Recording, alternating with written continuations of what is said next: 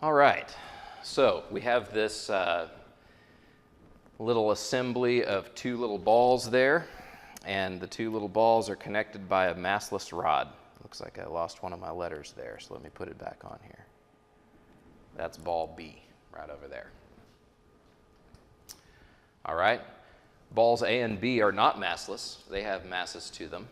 Ball A weighs 2 slugs, and B weighs 1 slug. Okay, the rod that connects them puts the center of each of the balls such that they are 4 feet apart.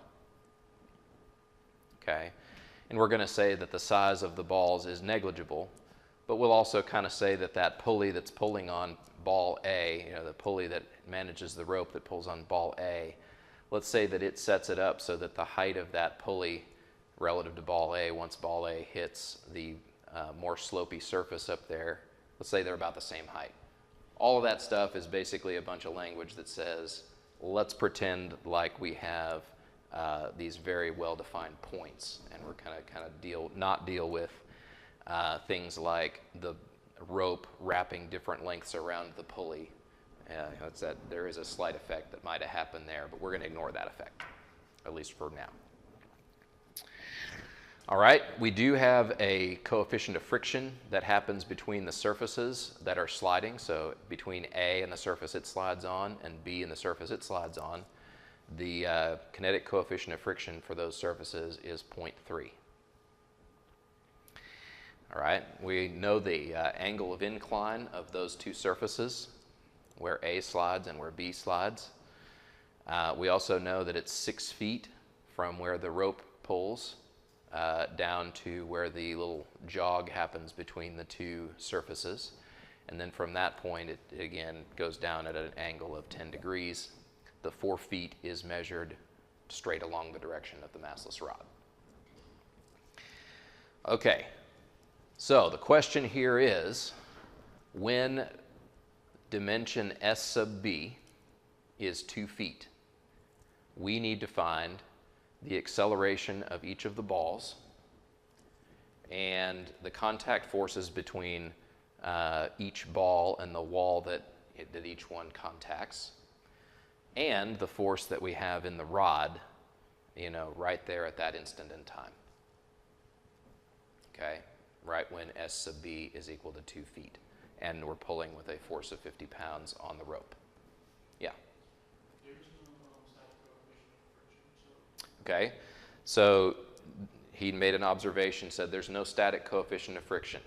So one of the things that we can do here, there's a couple things we can do. One, and probably what I'd recommend in this case, is that is probably an indicator that you are supposed to assume that it starts out moving, right?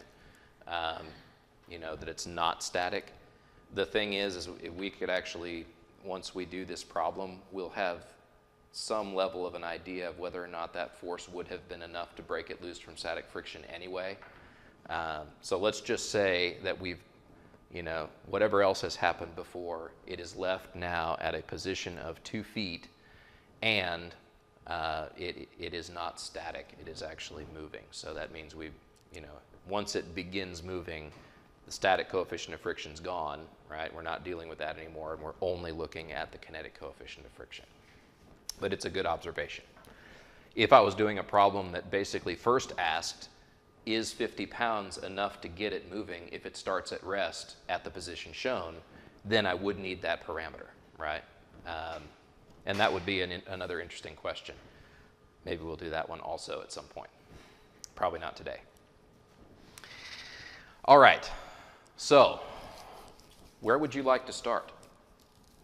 This is what we're supposed to find. We're supposed to find acceleration of the two balls, and we're supposed to find the force in the rod as well as the contact forces between ball A and its surface and ball B and its surface. What do you want to try to do first here? Okay. I have to say my obligatory little, you know, joke, and that is, you know, I teach Sunday school, and so when I teach Sunday school to the little 4-year-olds that I teach, I'm teaching along, and at some point they're all messing with each other and poking each other, and I ask a question, and then I call on somebody, Jimmy, but Jimmy's been poking Bobby, right? And so he doesn't necessarily know what's going on. But if he's smart, he'll know what to say. What does he say?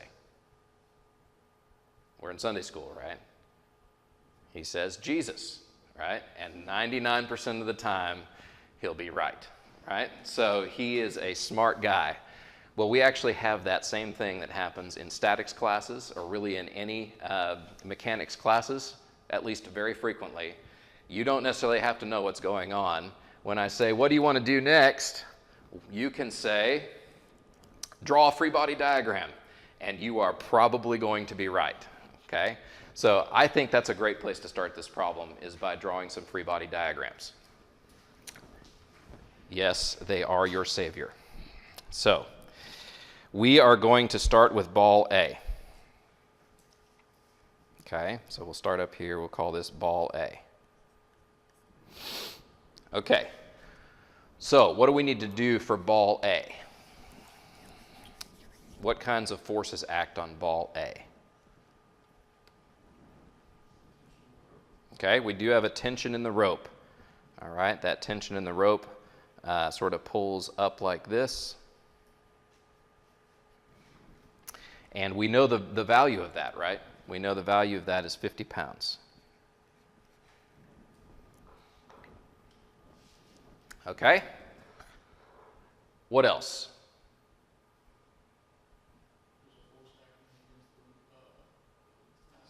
Okay, there is a force due to the massless rod. One of the things that's probably good to do for that force is assume a direction. All right, assume, and because it's basically acting like a two-force member there, it's going to either have tension in it or compression in it. I am going to look at that and say, I presume it's probably going to be in compression. And I can do that based on my intuition about what ball B is doing. The only thing that drives B up that incline is the force from the rod, basically, if you're thinking about it just in terms of intuition. And so that means that we need a compressive force in the rod to drive that ball B up the incline, okay? It's harder to tell if you're only looking at ball A, but by looking at ball B, it's easier to tell that it's going to have to be a compressive force. Either way, though, it doesn't really matter. I will show it as a compressive force here, but as I was saying a second ago, it doesn't really matter. You can choose wrong here, and as long as you are consistent, solving the problem will tell you whether or not you were right about what direction you assumed the force in that rod. So I'm assuming compression, and maybe I'll just call this FAB, because that's one of the things that I don't know. All right, what else do I have?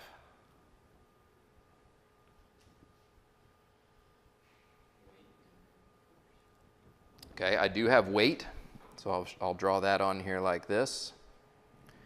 Okay, what is that weight going to be? Okay, 2 slugs is a mass, and that's, it's fine to kind of mention that might, you can use the phrase that weighs 2 slugs or something like that, but ultimately 2 slugs is a measure of mass. How do I go from slugs to pounds? So I got 2 slugs times 32.2 is the number of pounds in a slug.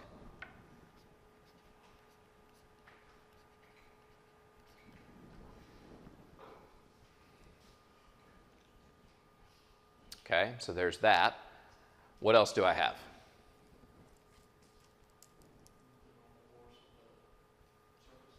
Okay.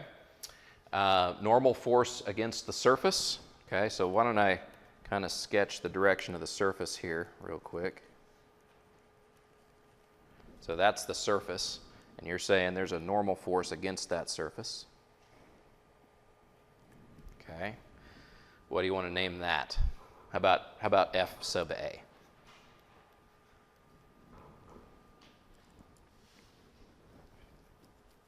Okay. Anything else that I should deal with for ball A?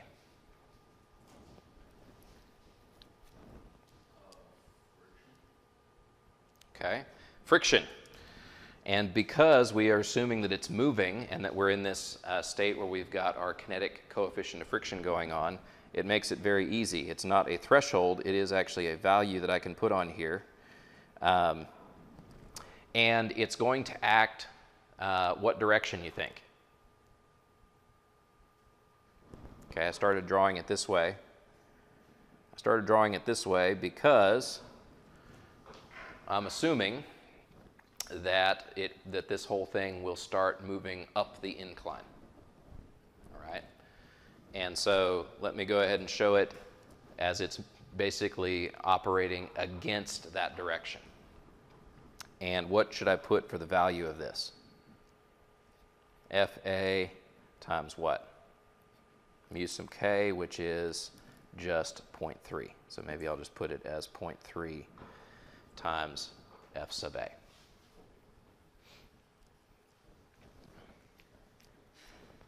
All right. Any other forces that act on ball A?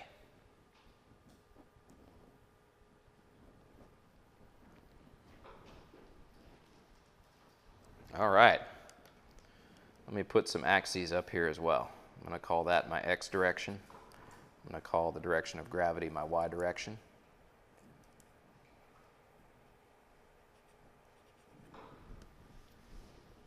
Okay. Am I missing anything on this diagram? I'm kind of missing a lot, actually. Okay, because I should have everything drawn on my diagram that I need to be able to write equilibrium equations. If you're in statics or if you're in dynamics, we write what? We call them equations of motion typically when you're going to dynamics. So we need to be able to write our equations of motion. Do I know, standing here right now, do I know what the angle is for FAB? Do I know, how it sits? In other words, this little angle right here. So maybe theta AB.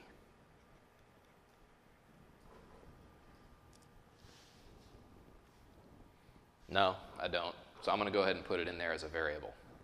Okay. I have another angle that I might care about as well. What's that angle? I don't know that one either. It's going to take me some doing. So let me just call that maybe theta rope.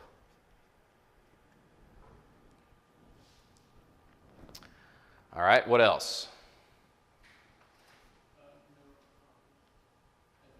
Okay. I do know that, I think you're saying the direction of FA, right? I do know that that angle right there is going to be what? 10 degrees. Okay. And actually, kind of as a corollary of that, I know that this angle right here is also 10 degrees.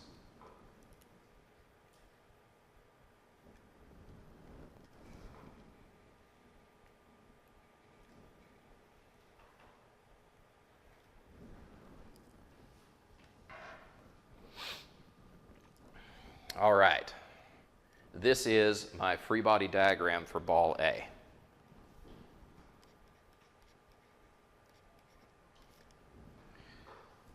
Let's also do a kinetic diagram for ball A. Okay, so let's say here's my ball.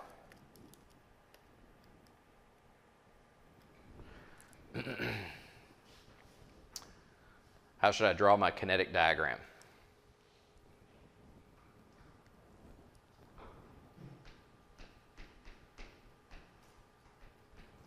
Well, let me first look at my variable S sub A that I have right there. That's how I'm actually going to be measuring the motion of point A, and I'm measuring it in that direction.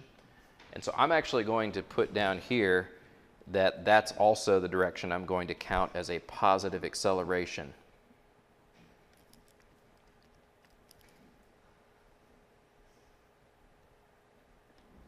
Okay. And if I'm doing a positive acceleration, I can actually express that as SB double dot. Do you agree with that? SB double dot.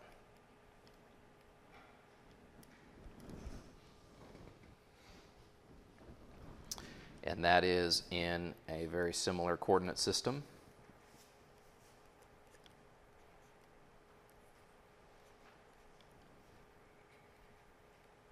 And that'll be 10 degrees because it is just sliding along that surface, right? Its motion is constrained so that it has to be entirely along that surface. So that is the direction that I know that my acceleration goes.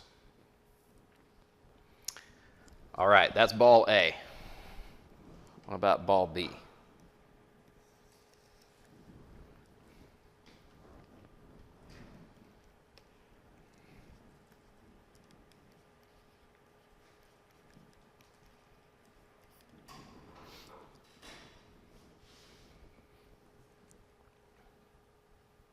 Did I put B there? Sorry. Some of you were probably looking at that and wondering. I'm dealing with ball A right there, right? So sorry about that. I mislabeled that. All right. So now, my free body diagram for ball B. We start with the ball. Then what? Okay. I will have the force coming from the massless rod that pushes up like this.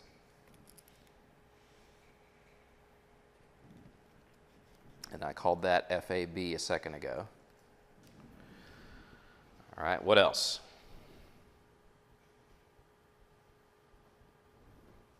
Does it have weight? It does. So I put that in here as one slug times 32.2 pounds per slug.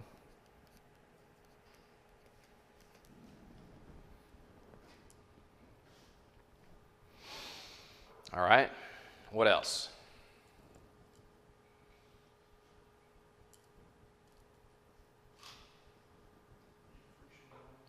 Okay, yeah, I have some forces relative to this surface that it slides against. This surface it slides against is at a different angle. So I'll kind of show it there like that. And I'll show it dotted to kind of not indicate that it's really there. I'm just showing the direction of it. And then I put in my normal force that happens right here.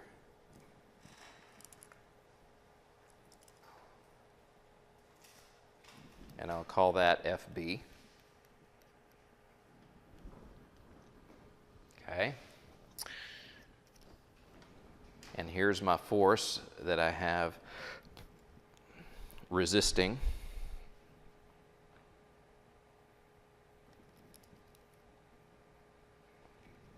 The value of that is going to be equal to 0.3 times FB, 0.3 because of my kinetic coefficient of friction.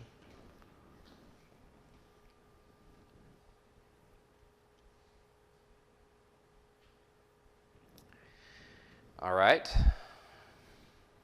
Anything else?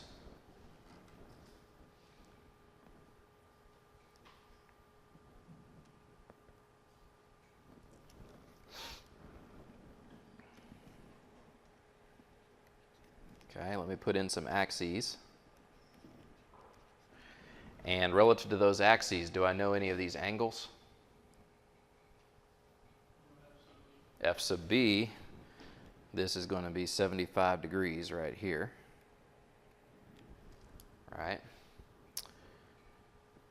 And because, you know, it's the same angle just relative to a different axis, that also gives me this angle right here. That angle is also 75 degrees.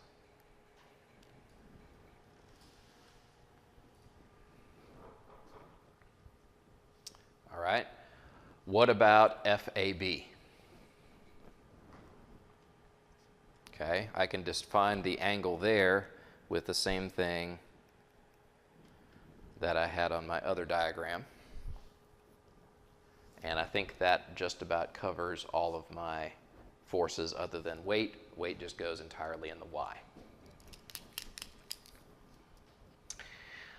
All right, what does the kinetic diagram look like for this?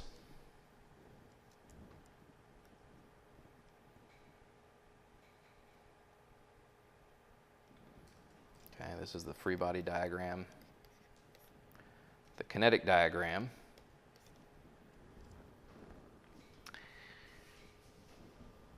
if I have a positive acceleration based on the direction I'm defining SB on my figure, I would actually show that going in the direction of the wall this way.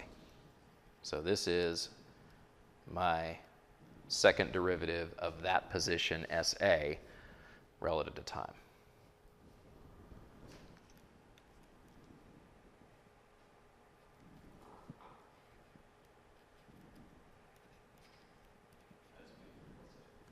Okay. I keep reversing them, don't I? Thank you. SB. I think it confused me. I don't know. I don't know what I'm doing. But anyway, I should just look at it more carefully before I write my variable. All right, so there's SB. So can we write equations?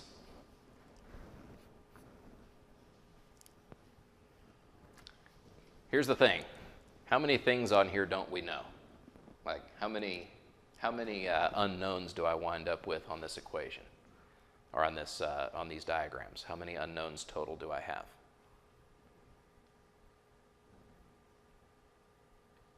Okay. FA, FAB, FB. Okay. SB.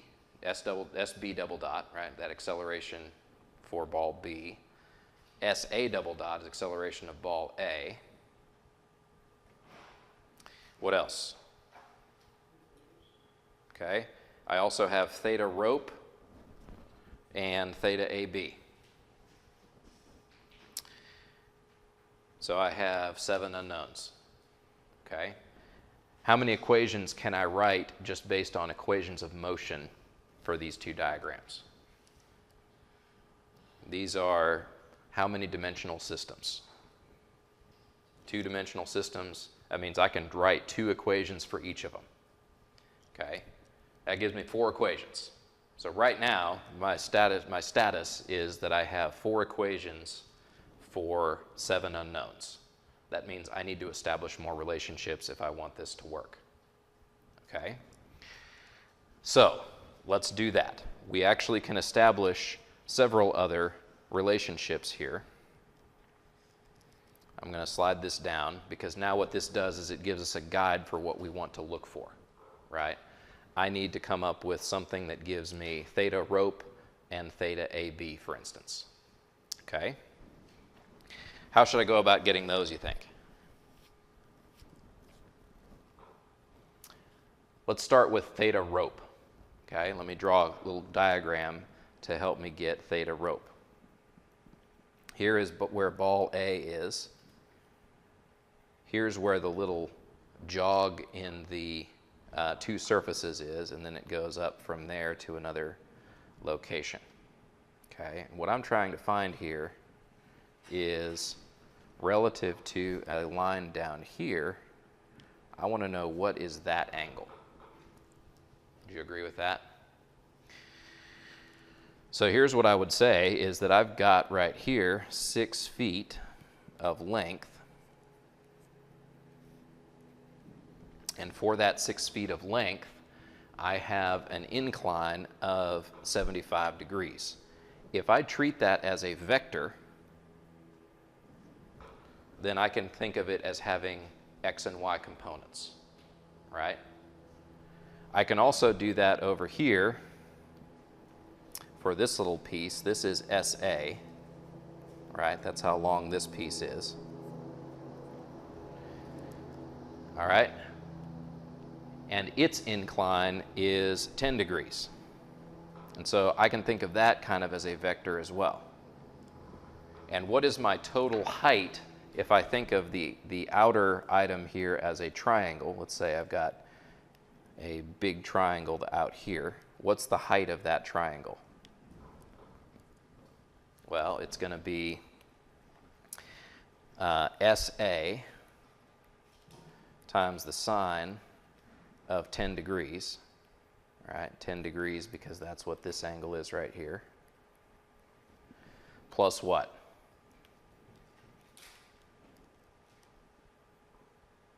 So that's the height, basically. That's the vertical component of SA, or of that little thing that I sort of called a vector right there. The vertical part of it is SA times the sine of 10 degrees. I can add to that 6 feet times the sine of what? 75 degrees. Okay. I'm not actually trying to calculate a length. I want this angle right here. Okay. So here's what I'm proposing to do. That is a height of that triangle, or an opposite component to where that angle is measured. The adjacent component I can get with SA cosine of 10 degrees plus 6 feet cosine 75 degrees. And if I take the inverse tangent of all this, what does that give me?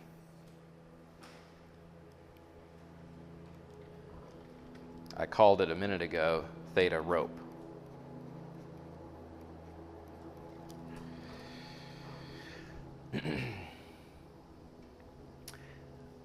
Well, that gets me somewhere, but it's not quite far enough yet. Why? Do I know SA? I do not know SA yet. So that's another step to this. I'm going to let this sit for just a second.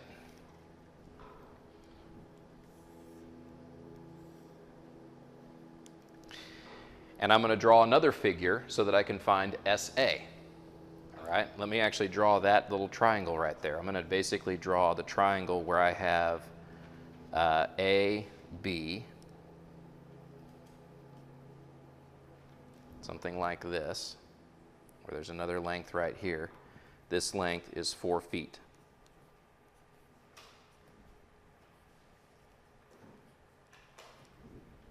Agreed?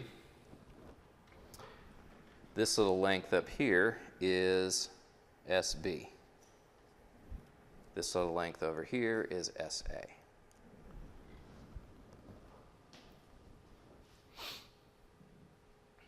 All right?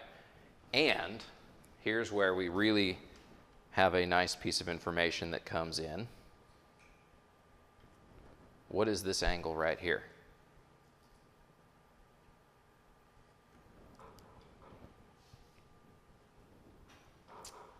All right. Let me show it to you this way. So on my original figure, imagine having a line that goes up like this. You have a 15-degree decline from there down to my surface. What if I had another line that went over like this? I have 10 degrees there. So if I take 10 degrees plus 90 degrees plus 15 degrees, that gives me my total angle across all of those. That obtuse angle right there ends up being 115 degrees.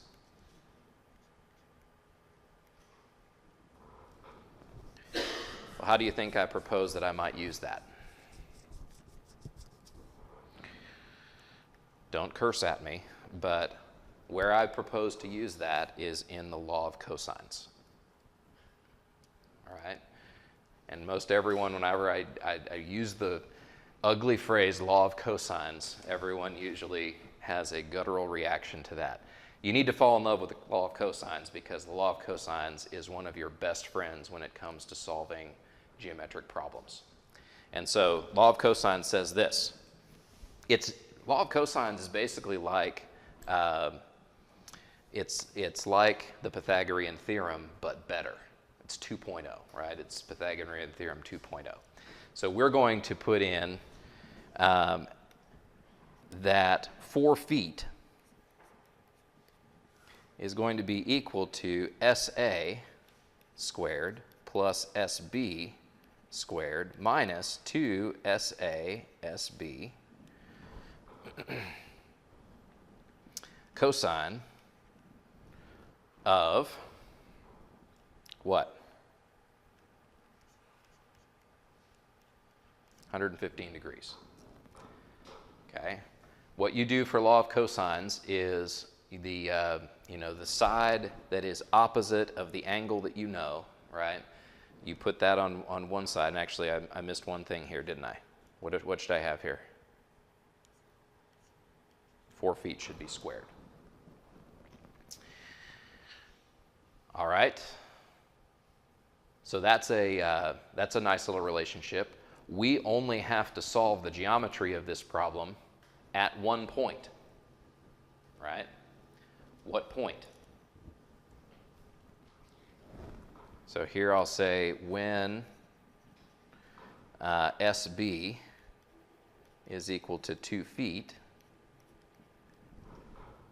what does this give us for SA? Well, that's a nice little thing that we can have the calculator do. I'll just go ahead and have it do that. So we have 4 squared is equal to SA, I don't know, so I'll just put it in as x squared plus 2 squared minus 2 times x times 2 times the cosine of 115.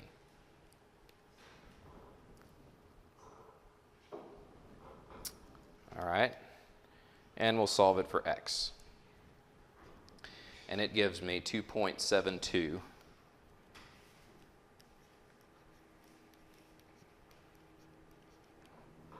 feet.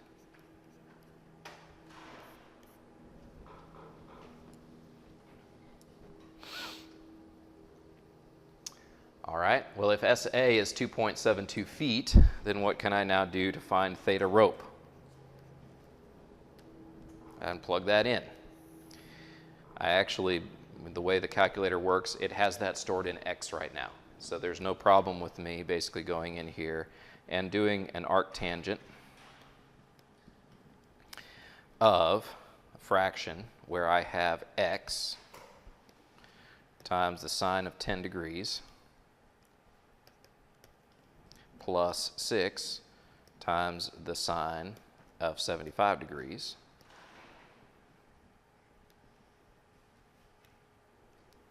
I think I would go down here and I would put in x times the cosine of 10 degrees plus 6 times the cosine of 75 degrees.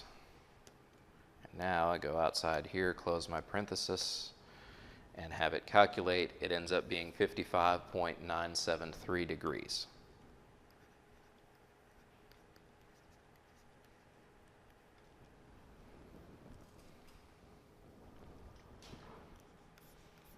All right, cool. We're down one, right? We're down one fewer unknown. What do I do with it? What do I do with my figure? This rope now, this is 55.973 degrees. Remember, this is in the category of problems where we only need to know the forces in the position shown. Snapshot in time. What are the forces right here at this point in time? This ends up being a more difficult problem if what you're trying to do is determine, for instance, the velocity at a time after you've let it move for a little while, figure out what the velocity is at some other time. It would require setting more things up as functions, and doing integrations typically is what you have to do those kinds of problems. All right, so there I've got that variable taken care of. Anything else I need to take care of?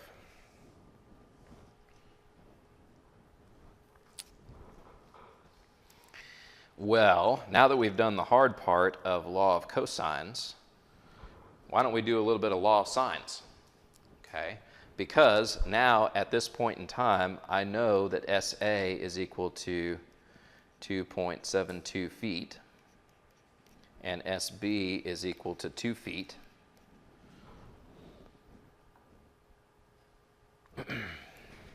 So why don't I define a little angle right here? Okay. And the law of sines would say that if I take the sine, and tell you what, I'm going to just give this angle some name. Let's just call it alpha. I don't know. I don't want to use alpha because alpha we sometimes use for angular acceleration. I don't want to confuse things. Let's call it, I don't know, beta. How about that? Okay, so beta, if we take the sine of beta and divide it by, we have to take the opposite side, so that would be 2 feet. This is going to be equal to the sine of 115 degrees divided by 4 feet.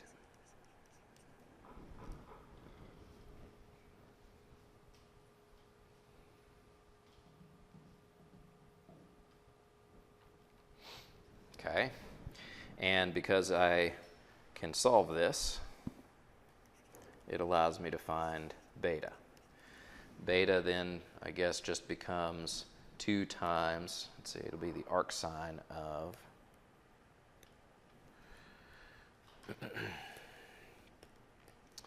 2 times the sine of 115 over 4.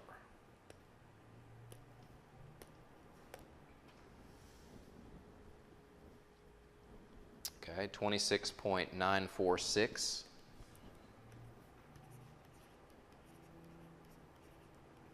degrees.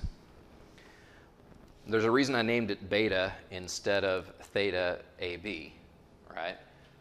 And it's because this line that I showed right here already lies at a 10-degree angle above flat, right? That right there is 10 degrees. And so what is theta AB? Theta AB is equal to beta plus 10 degrees, because I have that extra 10-degree incline that happens right there. So theta AB is beta plus 10 degrees, which is 36.946 degrees.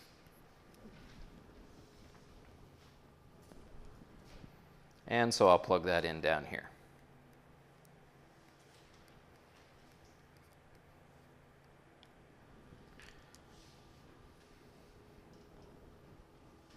All right, we're making progress, right? We are now down to where we have 5 things we don't know. So we were at 7, we just came up with 2 of them. We're now at 5 things we don't know, and we have 2 free body diagrams. When we write the equations of motion for those free body diagrams, we can make 4 equations. We're only missing 1 thing, right? So what do we do? This is probably the most interesting, and in my opinion, probably the coolest part of the process. What we need to do is make a relationship between SA double dot and SB double dot. These 2 things are not independent of one another. Okay, why is that? Okay, they are connected by a rod. So once you've established the acceleration of one of them, it determines the acceleration of the other one, but that relationship is something that we can't necessarily just inspect it and know what that relationship is. We know they're related, we can look at it and see that they're related, but we don't know, without doing a little bit of work, how they are related. And so that's where we go actually back to this expression.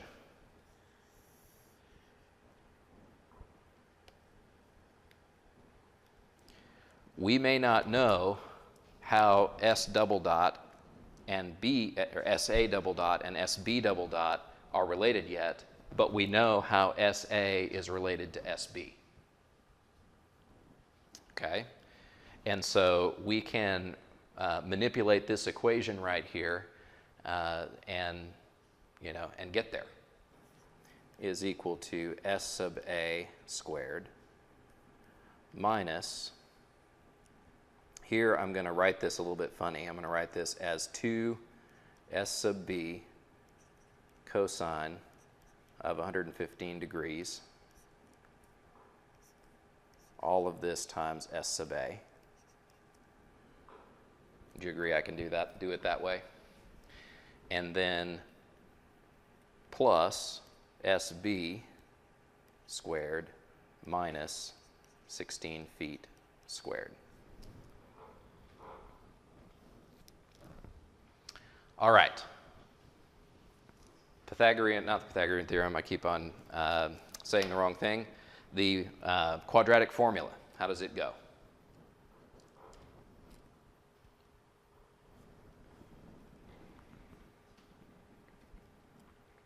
As my algebra teacher in high school used to say, what you do not learn will come back and haunt you, right? So, well, how do I set up my my quadratic here? Okay, minus b.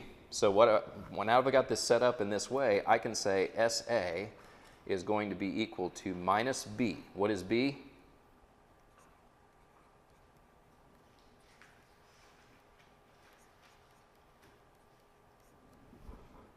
Okay, it is the coefficient of that middle term.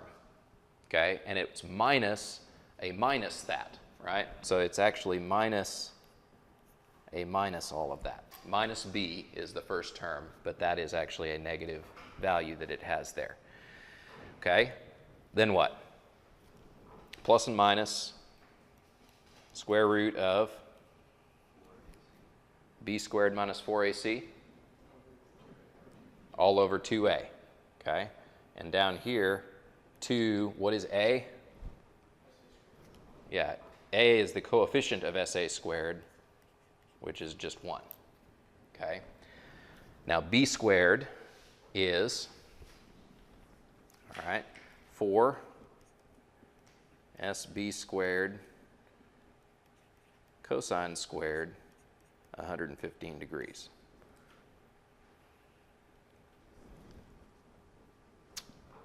Minus 4AC. A is just 1. C is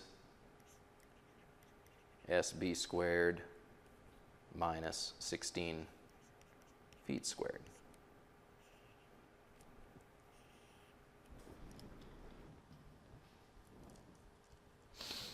All right. Now, so what? Now we have this expression that relates the displacement A with the displacement B. Okay? I need to figure out, what I need to figure out here is what is, for instance, SA double dot. All right? So, let me start with SA dot. So I'm going to kind of show you why it is that I need this thing up here. SA dot is d s sub a dt. This is going to be equal to d s sub a ds sub b times d s sub b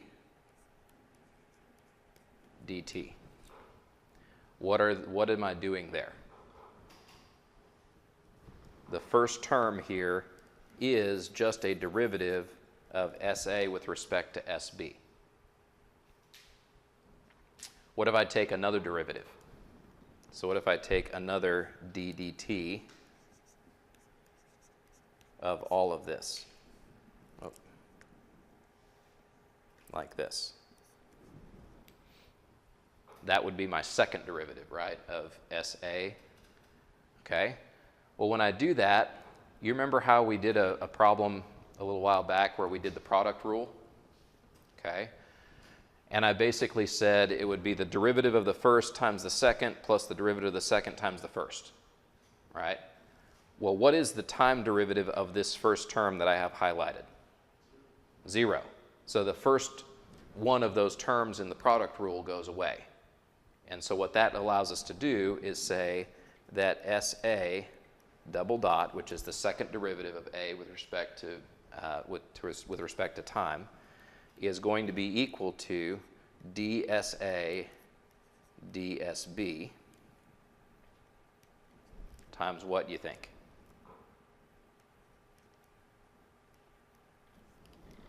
the second derivative of b with respect to time. And notice there, that is how we can end up getting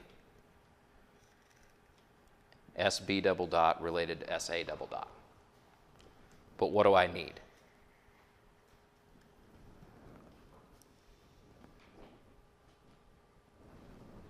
As is kind of a little sidebar to kind of help us know where we're going.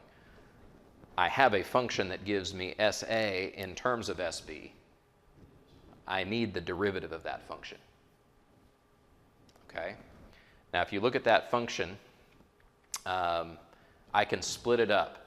And in the interest of time, I'll tell you that this function actually gives us two results. It turns out that it's the positive one that we need. Okay?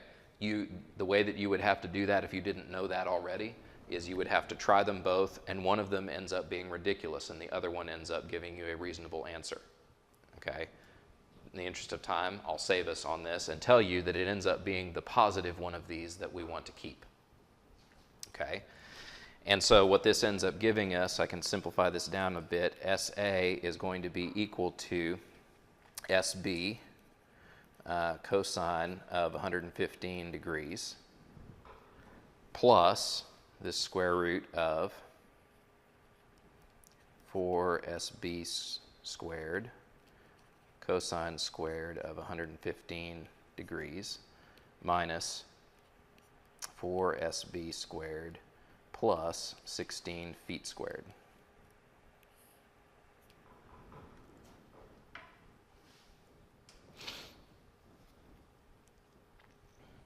All right, these are just two terms.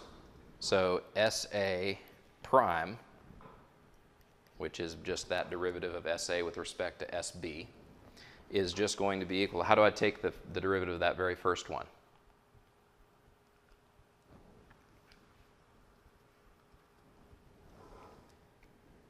Okay.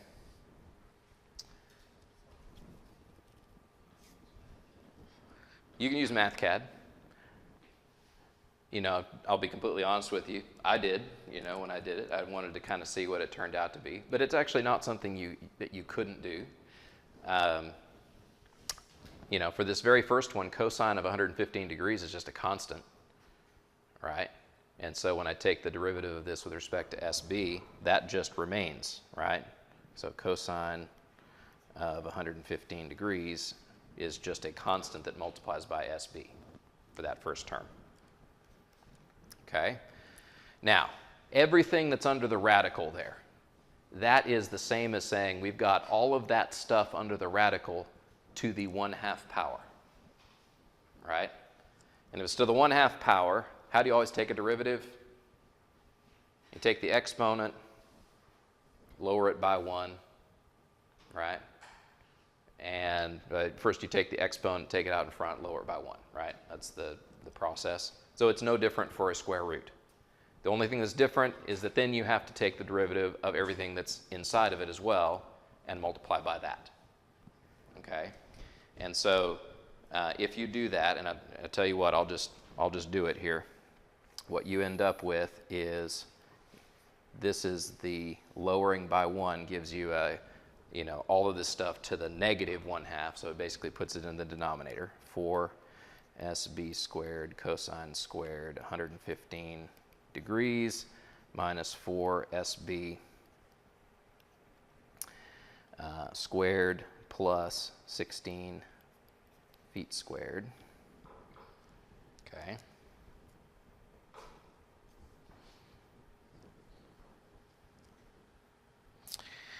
And then what we have in the numerator is the derivative of what is left inside of this thing. And if we do that, then it ends up giving us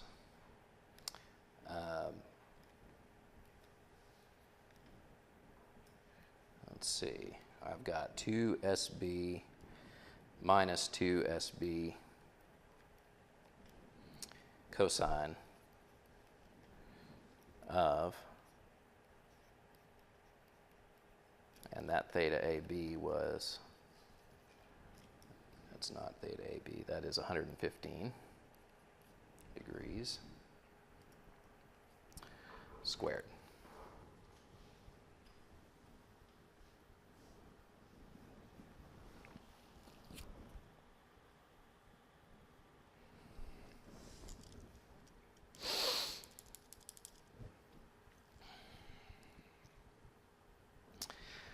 All right, well, what do I do with that? Well, now I've got the derivative, and I only need to evaluate it at one point. What point do I need to evaluate it at? When SB is equal to 2 feet.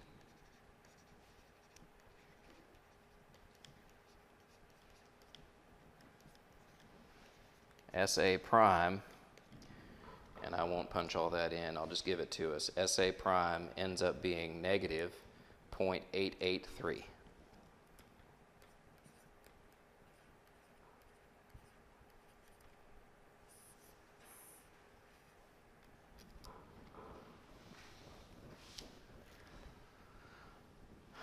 All right, so now what do we know?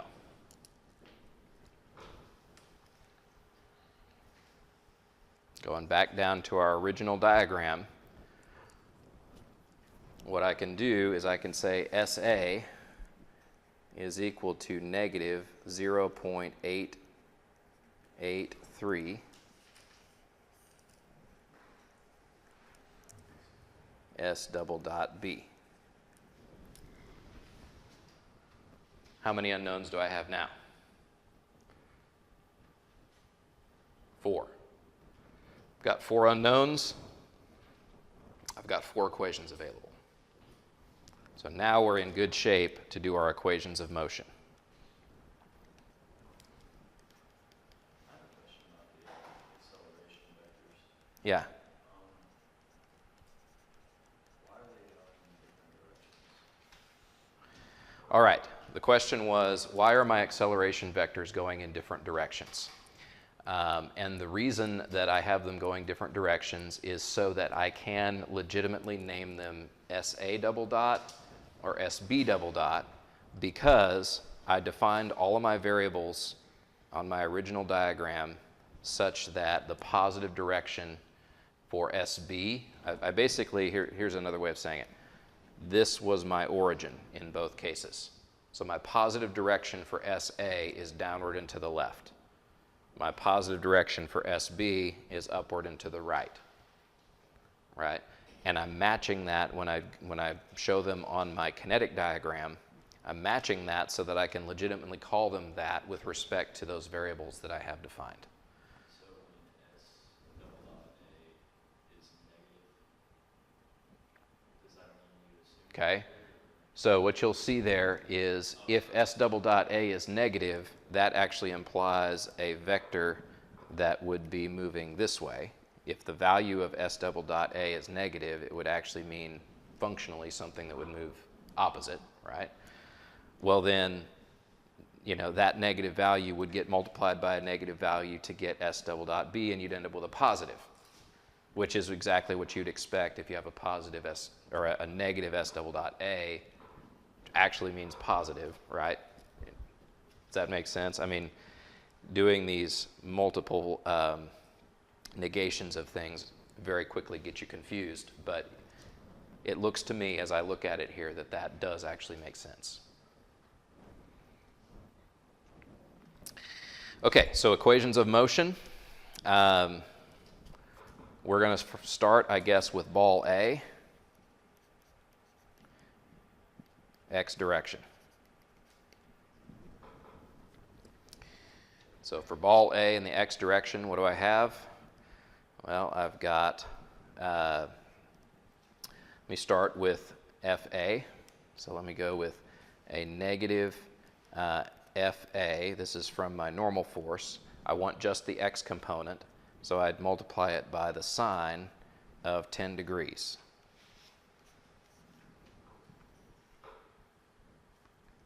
Okay, to get that opposite component. Then I have 0.3 of FA, this is from my frictional component, multiplied by the cosine of 10 degrees. Okay, so I've taken care of my two values there where I have FA. Okay, let me do this real quick as well. Let me get my two slugs times 32.2. So that's 64.4 pounds. Okay, not that it matters for my x direction, but I figured I'd throw it in there. All right, what else do I need? I need FAB. But not all of FAB, I just want the horizontal component, so I multiply it by the cosine of 36.946 degrees. Then what?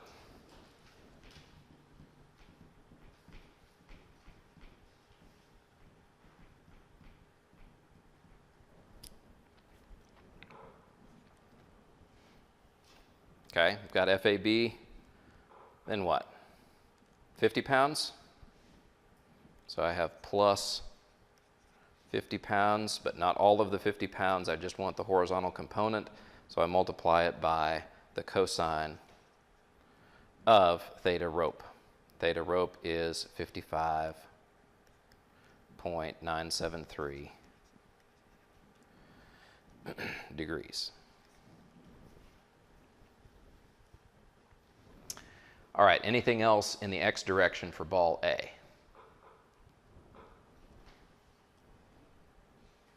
Okay, the only other force I have at all is just the weight, and weight has no x component, so I think this is it. All right, ball A, y direction.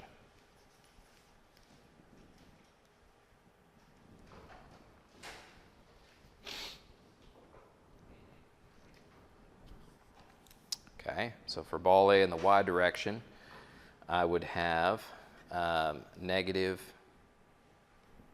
well, let's actually do first positive FA cosine of 10 degrees.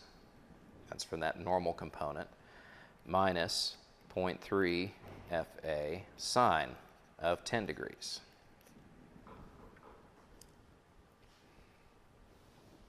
That's from the frictional component. Then what? Minus FAB times the sine of 36.946 degrees plus 50 pounds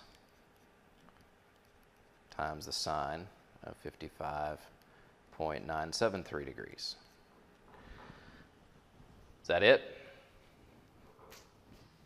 Not quite. I also have a minus 64.4 pounds.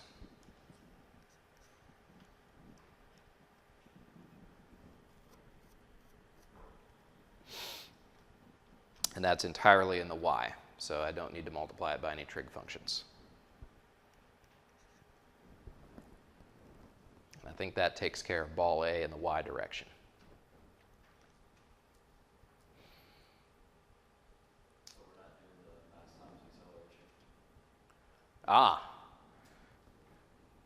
You bring up an excellent point, sir. This question is, we're not doing mass times acceleration? I got into statics mode there, okay? This isn't statics, though. What do I need to do?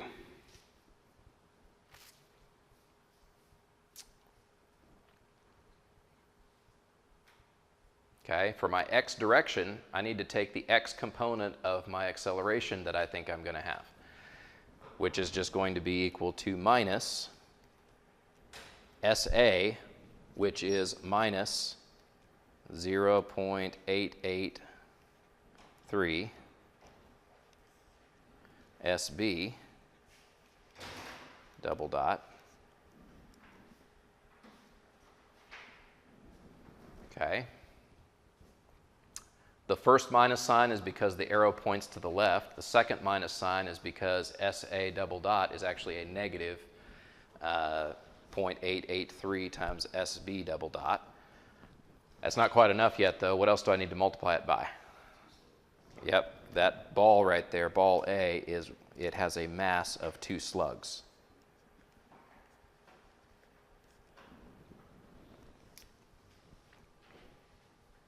Okay.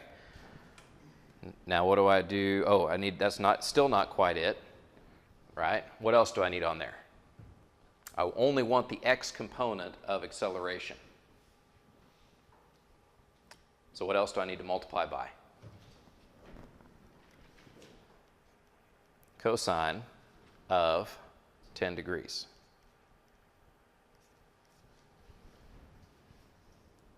So I'll tell you what, to kind of fit all that in, let me just take that and put it on the second row down here. And I'll slide all this down a little bit.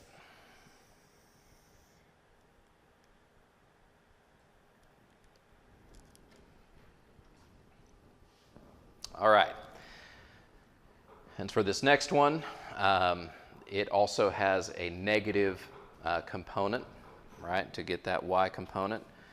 But it actually has a value of negative 0.883 SB, and I need to multiply by the sine of 10 degrees. And then take all of that and multiply it by 2 slugs.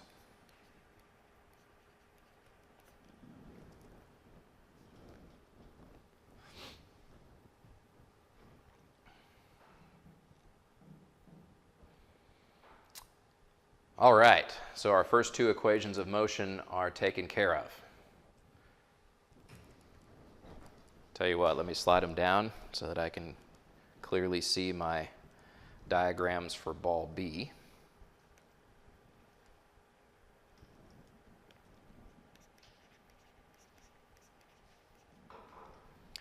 So I'll start in the x direction. So ball B in the x direction, I guess I'll start with FB.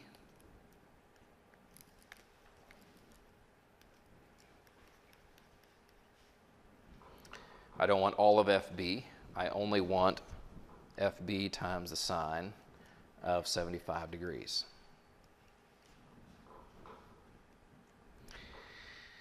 Okay. I also want FB times 0.3 times the cosine of 75 degrees.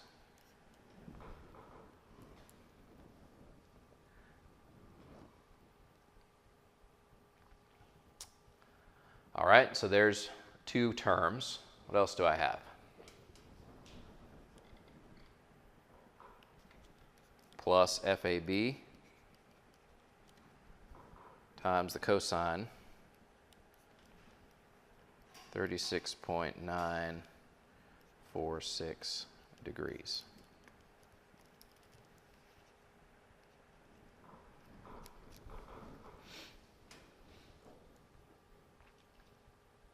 Anything else in the x as far as forces? I won't forget my kinetic side of it this time. Okay, the kinetic side of it, I would need to look at the x component of that acceleration SB. Okay, which is just going to be equal to SB double dot times the cosine, and I should put this on here.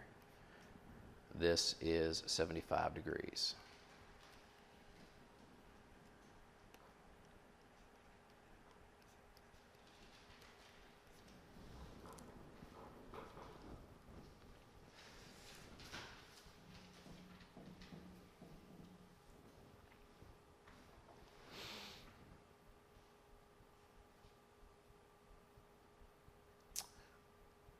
All right, then what?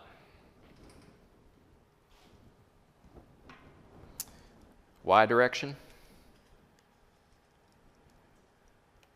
So in the y direction, I would have, let's see, plus positive b. Let me put a heading on it. Ball B, y direction. Positive FB, cosine 75 degrees, plus 0.3 FB times the sine 75 degrees. No, shouldn't be plus, it should be minus. Sorry about that. All right, then what?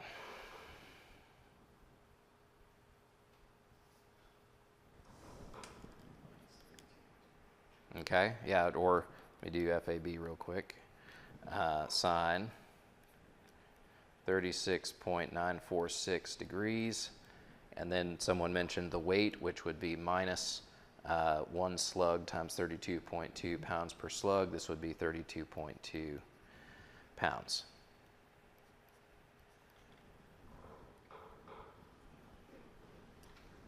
Okay, and this is going to be equal to SB double dot times the sine of 75 degrees.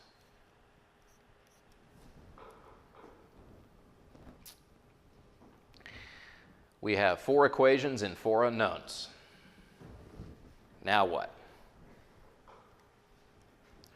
Well, now what kind of depends on where do you imagine yourself? All right? If I imagine myself being in the front of the room teaching this class, then I have at my disposal a Casio emulator. I also have at my disposal a Mathcad sheet. Okay? Which one's easier? Probably the Mathcad sheet, if I'm just completely honest. The Mathcad sheet's probably the easiest way for me to go about solving all of this. Okay? Having said that, though, there might be situations that arise for you where you won't have a Mathcad sheet. In that situation, what would you do? So the Casio will go up to a 3 by 3 linear, right? A linear equation 3 by 3. Good news is this is linear. The bad news is what? It's a 4 by 4. And you can't do a 4 by 4, at least not directly, in the Casio. Is there a way that you can take this 4 by 4 and reduce it to a 3 by 3? Okay. Yeah, so I think the suggestion that was just made is basically amounts to substitution, right? And here's how I would look at this problem. I would actually take this very first expression and solve it for FAB. All right? And if I solve this very first expression for FAB, what's left over is just an expression that's in terms of FB and S double dot B, right?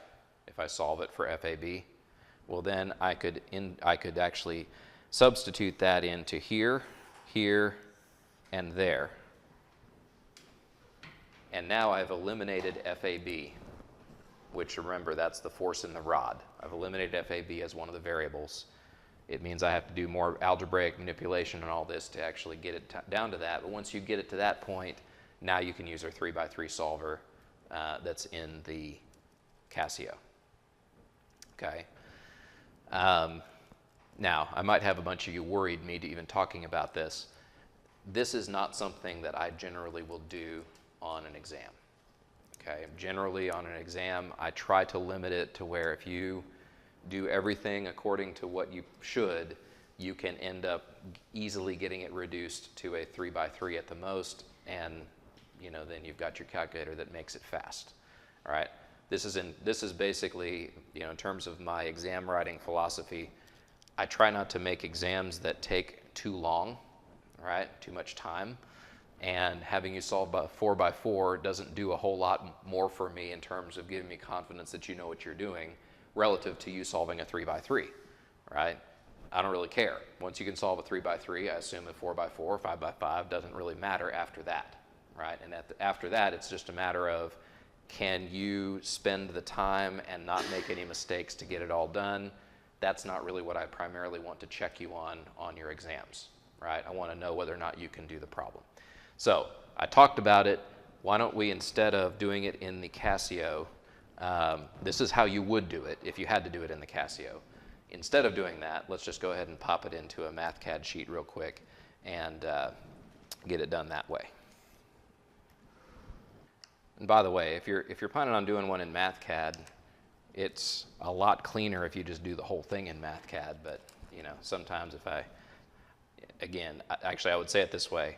I would never do it this way if I was just out in the wild, but I do like to show you all how to solve a good chunk of the problem just doing it by hand. You know, as a matter of fact, I already have a Mathcad solution over here that I've prepared for this problem anyway. So I prefer that, but anyway, all right, minus FB times the sine of 75 degrees minus 0.3 times FB times the cosine of 75 degrees plus FAB times the cosine of 36.946 degrees. This will be equal to S double dot B. I tell you what, you want to just call this A sub B. Sorry, lowercase a sub B. Cosine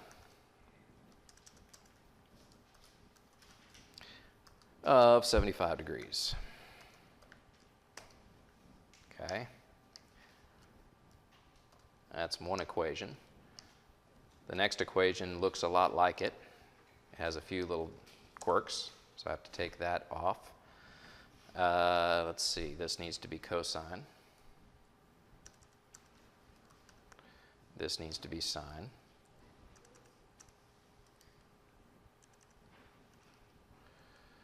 All right, the next one needs to be sine.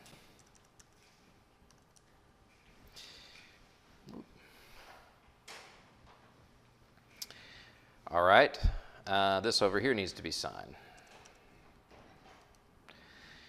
And what else? Minus, let's see, 32.2 pounds.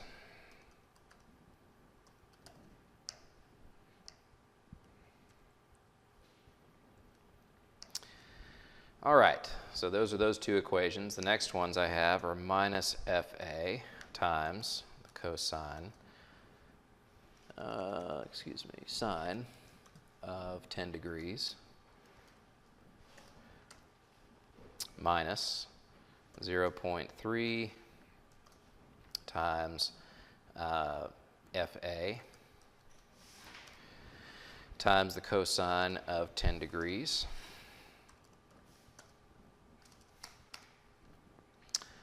minus FAB times the cosine of 36.946 degrees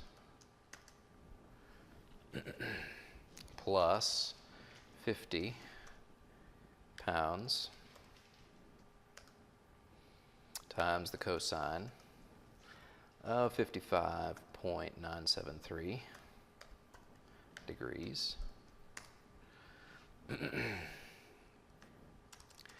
Looks like all of that's going to be equal to negative, all right, so there'll just be a positive 0.883 times A sub B is what I called that a second ago. Let's see, times 2 slugs.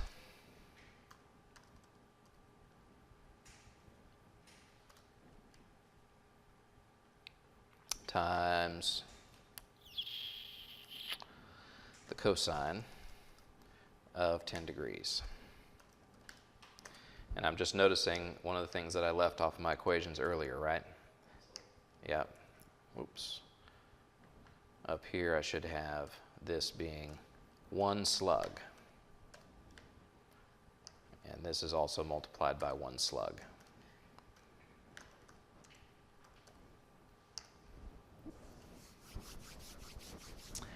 All right, we're close.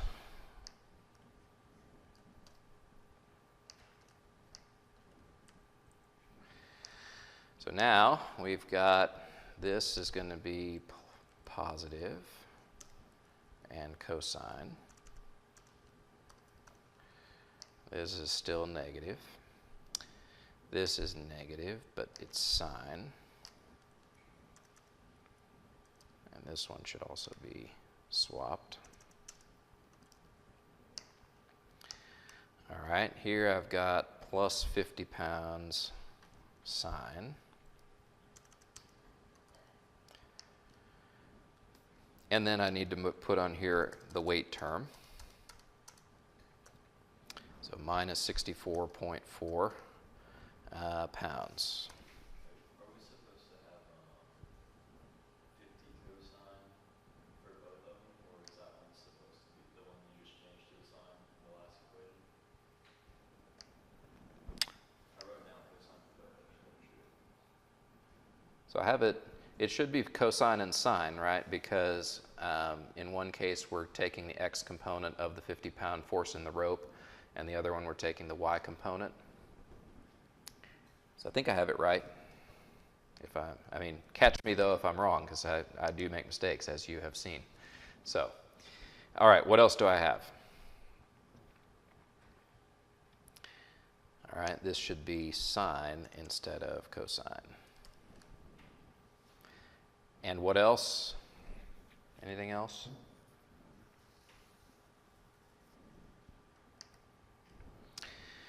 All right, so in order to actually solve this, I need to make it into a solve block, which means I need to establish some initial guesses.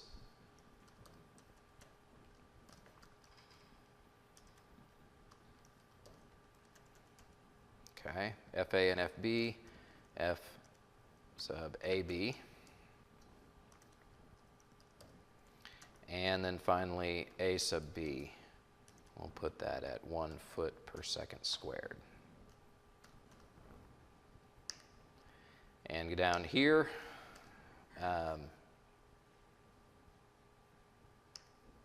forgot about that.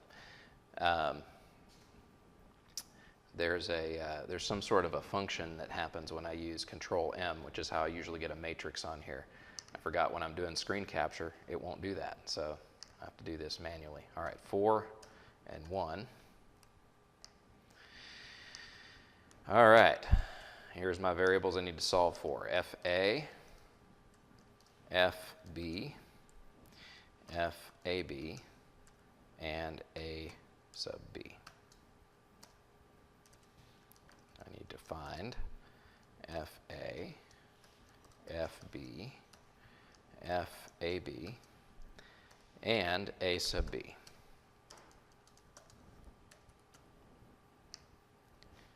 And I always feel good when it doesn't give me red after I type that in. So FA is 43.65 pounds. FB is 30.341 pounds. FAB is 35.7 pounds, and A sub B is equal to negative 3.686.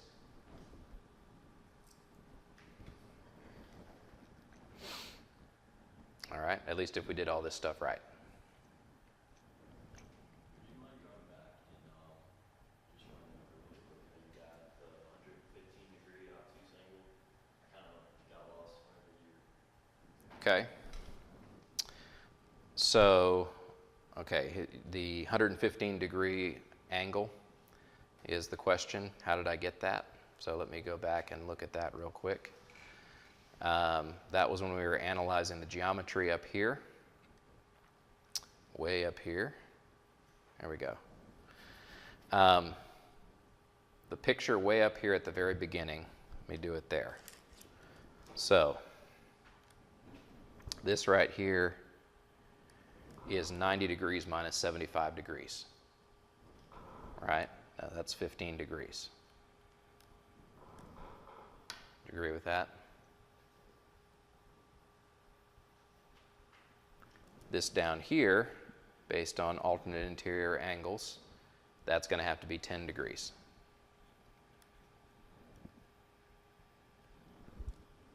Agree with that? So if I take 10 degrees plus 90 degrees, right, that gives me 100, plus another 15 degrees gives me 115 for that total angle between those two surfaces.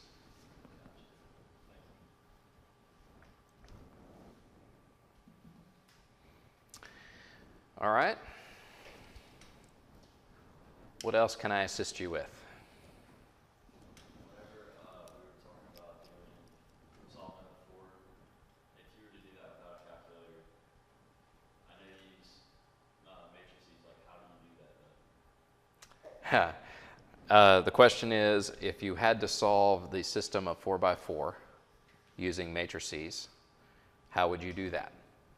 Okay, and the answer is there are numerous ways to do that once you get it into matrix form. Gaussian elimination is one of the ways that is commonly used. What you do is there are certain row operations that you're allowed to do.